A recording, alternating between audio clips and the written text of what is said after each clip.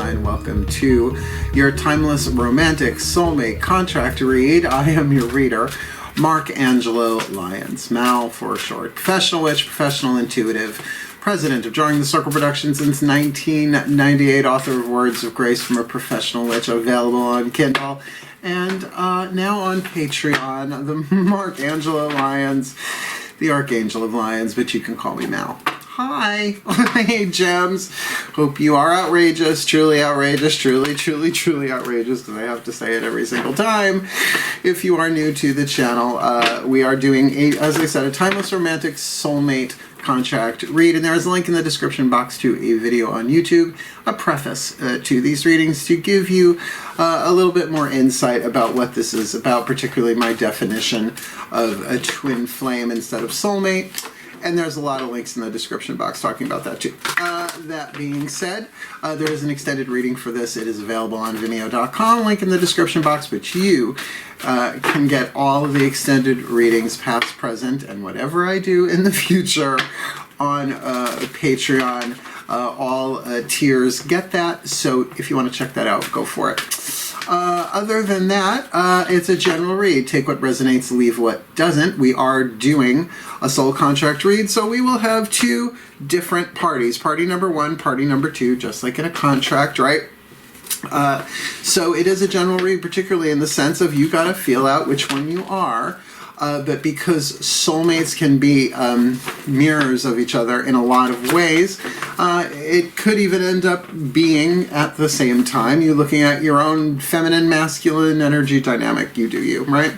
So check your other signs, right, to get more information about the contract we're about to look at, or maybe you have more than one romantic contract going on.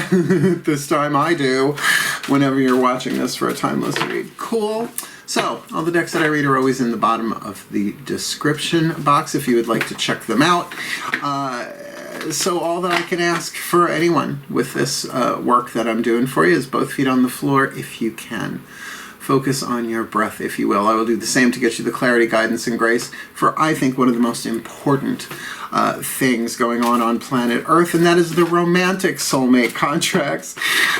Because, boy, we've been working on these for lifetimes, right? To have a happy, healthy, wealthy, wise, intimate, sexual, satisfying soulmate contract, for a reason, a season, or for the rest of your lifetime. That's a general read for you. You're going to have to feel that out. Otherwise, let's do this. Please take a nice deep breath. Took a nice little disco nap right before this, so I am refreshed. So let's dive in.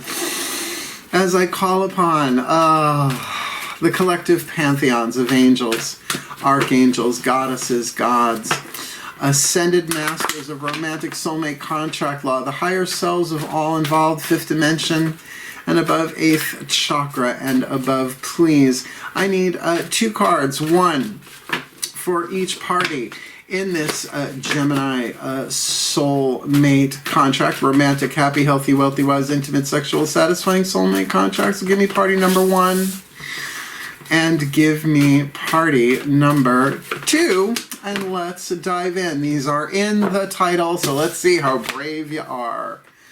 A scribe and a beggar. I mean, the beggar nobody wants, but no matter how toxic or shadowy or bad an archetype sounds, it's opposite. It's gold. It's light versus the shadow. It's just as brilliant. Archetypes are neutral. So we have got a creative family archetype, and I believe the beggar is either the divine family archetype or it's a wild card. I'm not sure. I don't remember exactly which family it is. 9 different groupings.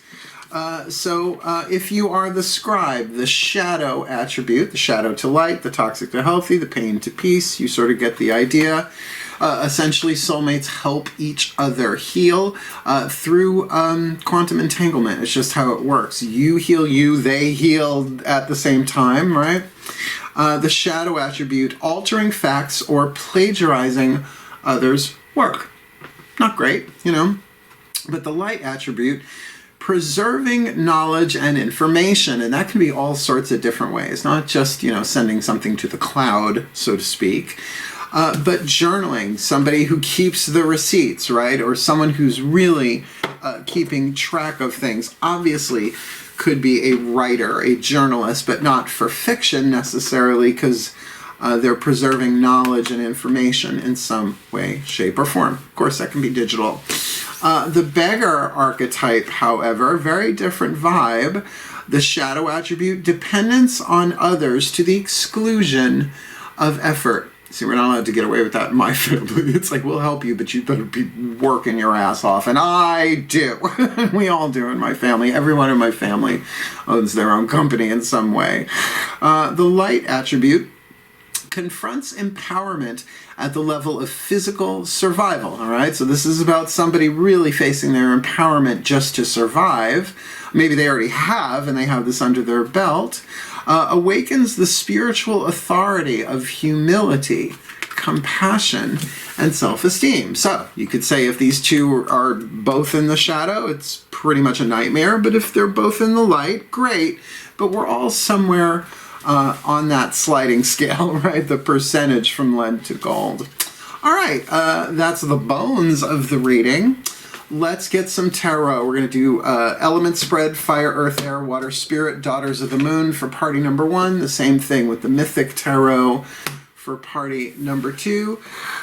This represents the heart, throat, third eye, crown chakra, the feminine energy, daughters of the moon.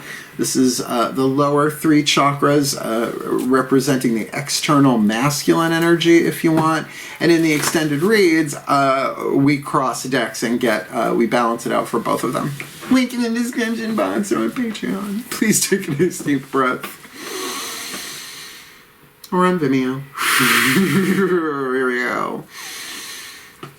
I call upon my goddesses of air, the sign of Gemini, and powers of the east. Please, 5 cards, one at a time, straight up. Fire, earth, air, water, spirit. For the scribe in this Gemini collective, sun, moon, rising, Venus sign, happy, healthy, wealthy, wise, intimate, sexual, satisfying, soulmate, contract read. What's their element of fire? What they yearn for, what they burn for, what their heart's desire is the Emperor card, Pan, in this deck. Although it is a blend of the Emperor and the Hierophant, so I will keep that in mind. So what the scribe wants is definitely the divine masculine energy. Maybe their own, to develop that for themselves, right? But we also know that whether it is the Emperor or the Hierophant, there's a certain amount of control that they want, and maybe in a positive way, right? Like the Emperor is the amalgamation of all the kings of the tarot, the 4 suits. So it's like the spirit king that way, and an Emperor in its light can be very, very powerful. And with a creative family archetype like the scribe, could really be very good at managing that power. The Hierophant, somewhat similar. That's about formalization, going through levels and stages. No one's born a Hierophant. You have to go through the hierarchy, right? Like nobody's born a college graduate. You have to go through that process. No one's born married. That's stages you get to. All right, and it could be that they just are really interested. So if this is a divine feminine and this is a divine masculine, maybe that's what's on the table here. All right, my goddesses, for Gemini, what's the element of earth, what they yearn for, right? The fuel to feed the fire for what they yearn for, what they already have to get them there. Well, your second major arcana card, the Tower. Kali, the Awakener. So it feels like the scribe's already been struck by lightning. Now, when it's heart, throat, third eye, crown, this could be a spiritual awakening, right? It's the internal world. Light is truth, so being struck by lightning is just like, say, you've been struck by truth, right? Out of the blue, maybe something, an illusion was destroyed by the truth. And, you know, I'd rather. Disillusionment isn't fun, but the other option's not that great either. So already we got a pretty powerful thing here. 2 major arcana cards down. Let's keep going. My goddesses, what's their element of air here? What are they thinking about this? Okay, the Sagittarius card, the Crone of Flames, Ciridwen, I've heard it said a lot of different ways. Sagittarius energy, 9th house energy, this would be the Knight of Wands, and not so much the player here, Ciridwen. a goddess of the cauldron, a goddess of transformation. So the thoughts here are very expansive, is what I'm sort of getting off of that. That in the element of air, you put mutable fire, that there's a lot of different choices. When it's a court card on the inner, it's not really somebody in the outside. I have that backwards. It's more of an internal dynamic. So, ninth house, spirituality, expansion, ruled by Jupiter. And definitely a masculine energy in the sense of wanting to do things, right? All of, like, think flaming arrows, a whole quiver full of flaming arrows, all of the things that they want to do, very much on their mind. They could be very excited mentally because of a truth that has hit them about what they want in terms of this emperor. Let's see, elemental water. Breathe. Excuse me. Just had a big swig of coffee with a lot of honey and half in it. My goddesses, please, what's the element of water here for this scribe in this Gemini contract? How are they feeling about this? Your third, if this is you, your third major arcana card, the Life Weaver, the Spider Woman, the Wheel of Fortune. So, yeah, okay, I can get that this one might have been a long time coming. This might be going on for a while, particularly if you two know each other, if you've danced together before romantically. But the feeling of it is something about destiny, something about fate. Fate is what you can't change. Destiny is what you do with the journey, with what you can't change. And it's all about alchemy and archetypes as well, right? So, for example, the scribe is fated to, you know, alter facts and plagiarize others' work until they grow. In other words, the tendency is there. It's part of learning the soul power of the scribe. So this could very much feel to this scribe, it's like, no, this is just something I gotta go through. This is something, it's time for this to happen.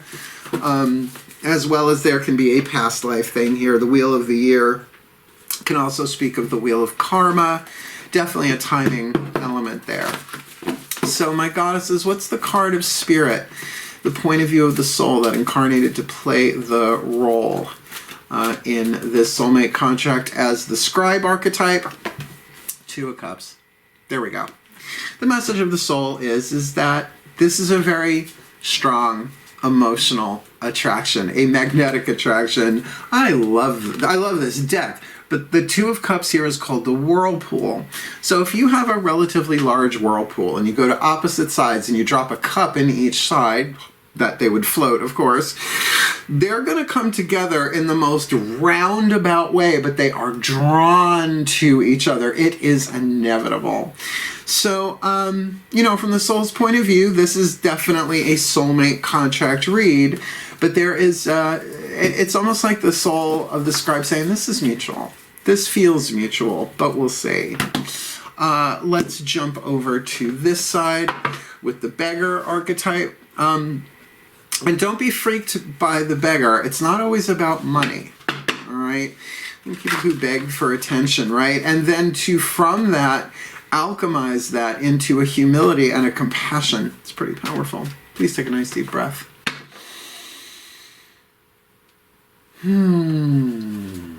As I call upon my gods of air, the sign of Gemini, powers of the East, please. Same as with the scribe, but for the beggar. 5 cards, element spread, one at a time, face up. What does this beggar yearn for, burn for? What is their heart's desire in this soulmate contract? Well, okay, the Page of Wands, I don't necessarily associate zodiacal signs with pages. It's just my training that way. Julia Charman Burke's Mythic Tarot is where I learned the signs for each of the kings, the queens, and the knights. Brilliant. It's such a brilliant book, brilliant teacher.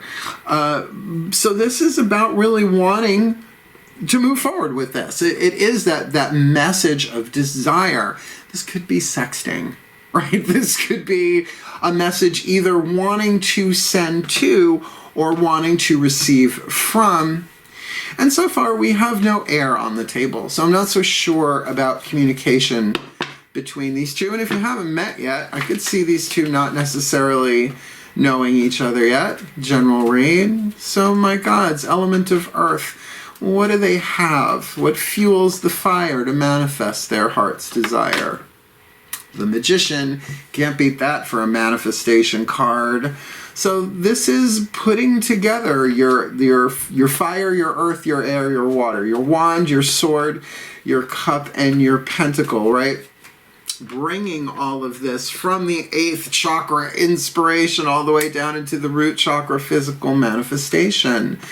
Beggar, you have choices and decisions here. Willpower. Certainly, it's like, I wouldn't call it a crossroads card, but definitely you have the throat chakra, even though this is lower 3 chakras here, root, sacrum, solar plexus, that you really, you have choices here. So you don't have to beg for choices. It feels like you have them. And I have to say, if your element of fire is the Page of Wands and your element of earth is the Magician, you can do this. Just make sure you are in alignment, right? Feeling good, coming from the best place you can within yourself with honor and integrity, right? Awakens the spiritual authority of humility, compassion, and self-esteem. Right? Instead of waiting, perhaps, this is saying, bring your power through. Don't you like that little motion right there? Little Bob Fosse, Martha Graham action there. Element of air. What's going on for the Beggar? What are they thinking about this contract with this Scribe archetype in party number 1? Leave the card in my hand. Another one here with a lot of major arcana. You got the Empress. Now, I'm going to say, I can't not. With the Emperor here, element of fire for party number 1, feels like this is the Emperor and this on this side is the Empress. Just my take on it. I think any reader with this spread would kind of get that. So the Beggar is thinking a lot about this person as a life partner, right? The wife, the Empress, just like the Emperor is all the kings in the tarot, the Empress is all of the queens. So when you have the Emperor on one side and the Empress on the other, and they're not representing each themselves, then this is definitely a thing. This could be a true love contract, which is a little bit different. It's a lot of it different than a twin flame or a soulmate, but that's another story. That's why I do the Path of True Love reads. All right, here we go. What is the element of water here for this Beggar? How are they feeling about this contract? All right, you got a second page, the Page of Pentacles. There is a real strong, intuitive, emotional thing here to offer something real. A beginning, right? You always see the aces in the page, in any of the 4 pages. Page of Pentacles is saying, would you like to go on a date? Would you like to meet? It's something physical, tangible element of earth here.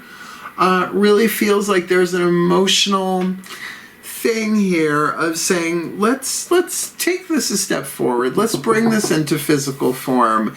And it would make sense with the Magician there and your element of earth. Okay. What is the card of Spirit, my gods of air? Sign of Gemini, powers of the East, the point of view of the soul, chosen to play the role as the Beggar in this contract. The devil. All right, so there are definitely things constraining this right now. Perhaps fears. I mean, the Beggar with the devil, we often see chains involved, right? This is that. Pan, however, I don't think of as a devil necessarily, but in the mythic tarot it does make sense because he is the more primal of the gods, very different than Apollo or Athena. Pan is an earth god. You usually have air and fire gods and water and earth goddesses, although of course there are variations on that theme in the Hellenic pantheon.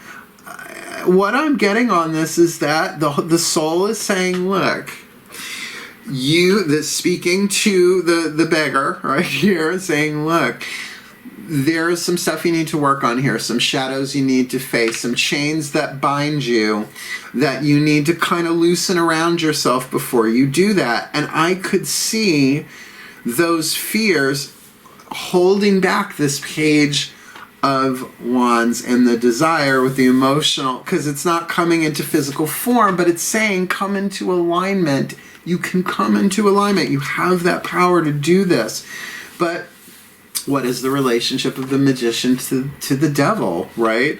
The magician, not that they banish the devil, but that can really bring themselves into such a place of understanding, healing, by their own willpower, by their own choice to do this. But that's the free will part of this. So 1, 2, 3 major arcana cards. 1, 2, 3 major arcana cards. As far as the internal dynamic and the external dynamic, not an air card in the deck. We'll see what happens in the extended, but we're not done here. No.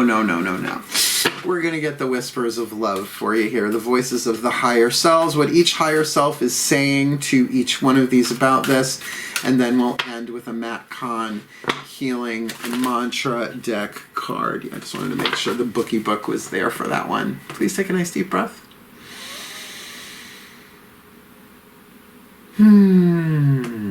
As I call upon the higher selves of all involved, 5th dimension and above, 8th chakra and above, please, what are the whispers of love for these two, the Scribe and the Beggar, in this Gemini collective Sun, Moon, Rising, Venus sign, happy, healthy, wealthy, wise, intimate, sexual, satisfying soulmate contract? For the Beggar, for the Scribe, they know, and for the Beggar, let's see. Have patience, Scribe, because they're going through what they need to go through, and like attracts like for the Beggar. Let's start with the Scribe. Have patience. Love is kind. Love is patient and kind always. Now, when you're not feeling patient and kind, that doesn't mean that all of a sudden the core of who you are is no longer the divine love, because that's the truth. That's underneath everything. All of our conditioning, our pain, all the stuff we think we are, right? The core or the source of us is truth, true love, right? Truth and love, true love. So when you're not feeling that way, which I'm not getting that here. I'm getting that this Scribe is like, no, it's fine. You take your time. You do you. So I don't think that's so much a piece of advice as just a real clarifier, saying that the Scribe is being patient. So if this is the person cross-watching for this one, they're being patient. For the Beggar, like attracts like. If you're longing for more love in your life, you need to be more loving. And maybe that's exactly what we're looking at here with this magician devil dynamic here, right? To bring yourself into alignment can very much be, well, they're major arcana cards with that magician, certainly. Well, and like attracts like. That's like a threefold law of return or whatever. Definitely a magician's law. To really be giving yourself the love that you need, the love that only you can give you, instead of begging for, because we all do. I mean, we all go there. It depends on the people, places, and things going on in our lives, right? Particularly during a pandemic. Yeah, that could be tricky. Right? To feel that hunger, but you're surviving this. You're doing well. I mean, it's just the soul is saying, if you really want to experience this, you need to be more loving first to yourself. And I just, with these 2 pages, I almost feel like it's saying, it's okay to say hi, right? It's a page. It's not a contract. Well, you're in a contract, but it's not like, here, sign on the dotted line to receive this message, right? No. I don't feel like you need to beg with this person. They're willing to wait. But certainly, like attracts like. And honestly, once you think about it, once you do the emotional math, it's not really fair to want someone to give us the love that only we can give ourselves, right? Once we fill up our own cup, anything anybody brings to the table, we can not just accept and appreciate that, but then we can give in like kind. Fill your cup to overflow. You give of the overflow, and no one burns out, except when we do, because we are in human bodies. All right. Healing Mantra card. Healing Mantra deck by Matt Kahn. Last card down. And then I'm going to take a little breaky poo and jump over to the VIMEO Patreon raids. Please take a nice deep breath.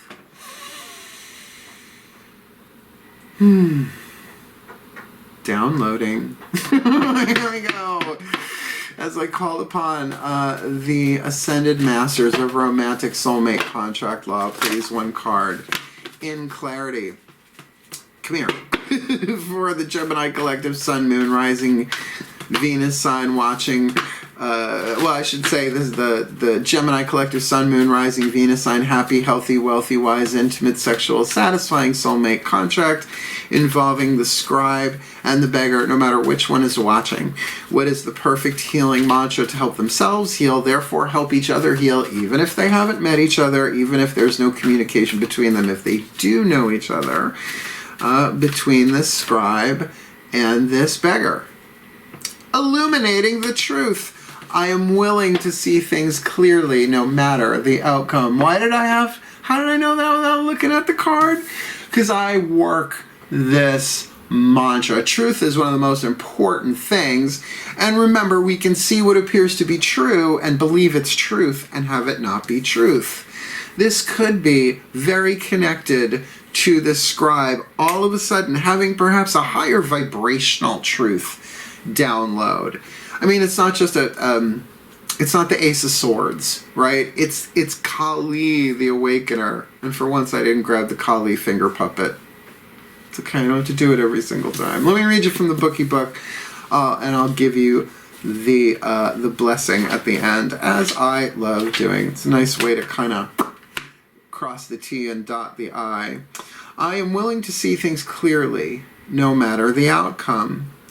When the truth is illuminated, you are no longer willing to settle for opinions, but instead yearn for a direct reflection that can shift fear and apprehension into higher vibrations of acceptance. That's definitely going on this side, right? It's with that Empress card there, like the Beggar is just thinking about the beauty, the depth, the abundance, more than maybe just financial, but that richness of life with this Scribe, if that's really what's going on here with this crossover of the Emperor Empress, right? So instead of opinions and wondering, which can bind us in chains, to be willing to see things clearly no matter the outcome. It's the no matter the outcome part that's tricky. In the illumination of truth, it doesn't matter how much life gets inconvenienced or disrupted. Instead, the recognition of fact versus falsehood allows you to move past the shattering of expectations to commune with a reality beyond the horizon of your ingrained ideas. So a Beggar could feel like, well, you know, in the past this has happened, and you know, you have opinions about it. Maybe other people have opinions about you in a situation like this if you are on this side of the table. So being willing to see beyond that, right? Being willing to see things clearly no matter the outcome, seeing past your own ingrained ideas, and you know, shatter the expectations of what you think you need to do. Now for the Scribe, it feels like truth is their vibe. So I mean, I'm looking at their element of air here with the Sagittarius card. Why wouldn't they hunt for truth mentally there as a Scribe, right? All that wisdom, wanting to write it down, keep the receipts. This mantra is ideal for recovering from betrayal. Could be both of you have betrayed each other before, one side to the other side, or maybe you've just been betrayed before, either side, because who hasn't? Healing abandonment, there's a big one, and dealing with distrust. It feels like that is both sides for sure, those last three, that might be some shared healing content there. So let me put it together for you. Please take a nice deep breath. Give me the words. As I call upon the collective pantheons, of angels, archangels, goddesses, gods, ascended masters, and the higher selves of all involved, to please bless the Gemini collective sun, moon, rising, Venus sign, happy, healthy, wealthy, wise, intimate, sexual, satisfying soulmate contract that I'm reading here on the table.